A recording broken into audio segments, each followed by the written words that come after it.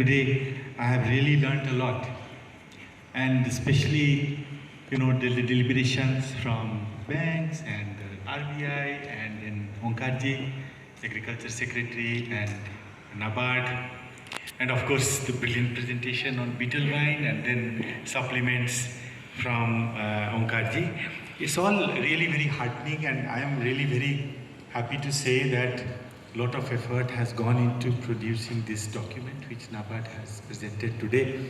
It's an annual exercise, and it is one of the few exercises which actually captures the nuances, the district-specific nuances.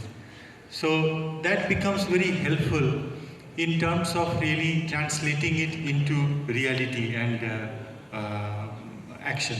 So that way we really look forward to this exercise, and this we would like to share with the districts in time to come.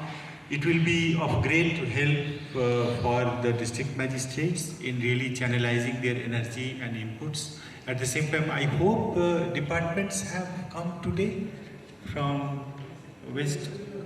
Their representatives from different departments are there from the priority sector. Because as it has come out very, very clearly, it is going to be, kind of a joint exercise in which, there are many impediments.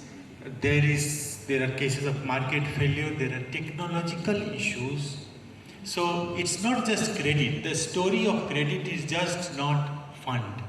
It has a lot more many more pieces out there, and as the analysis of the beetle wine value chain showed, if we really want to make an impact, we will have to look at these nuances, and then that may also vary from context to context.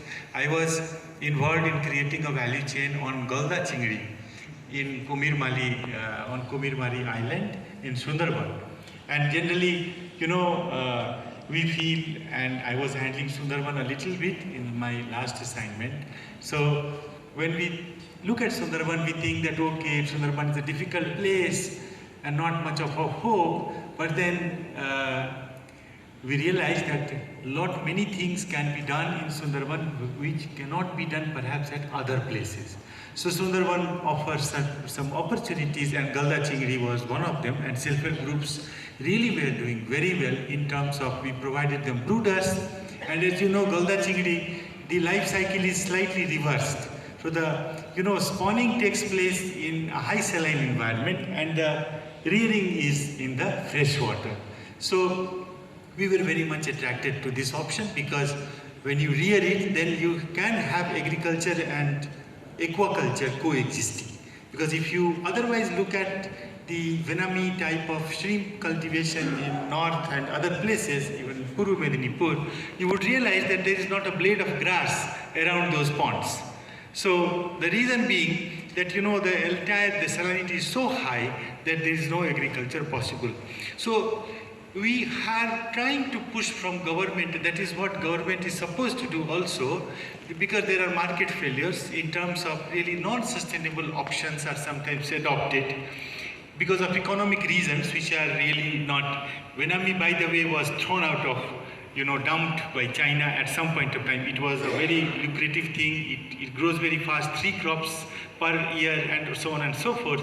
But then there are issues, and I am told that in Puru Medinipur, farmers are suffering. Many farmers who have done Venami are debt-ridden, and there are many problems. So so there is disease and pests. Exactly, Onkarji. Thank you, Onkarji. So the idea is that we need to chase sustainable options when we are talking of credit, and we want this credit to flow into these sustainable options. So that will bring about what we know commonly as sustainable development, and will help in achieving sustainable development goals and all those things that we keep talking about. So while we do this, why I am mentioning and making a reference to this is because while we do all this, we should not lose track of those bigger picture.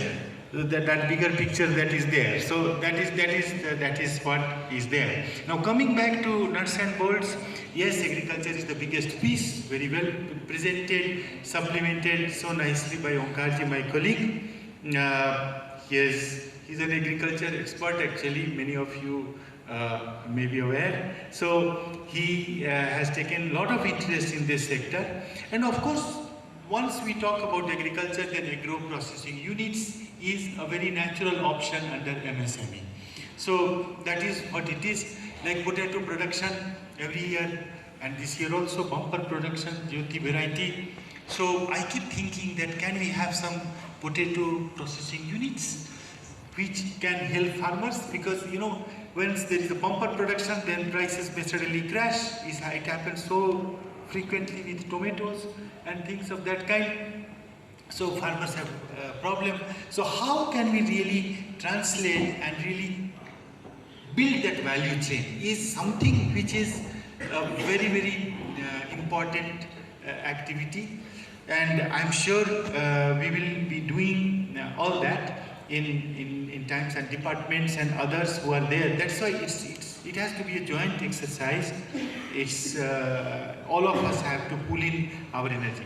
We also need to remember that we are really having this problem due to climate change.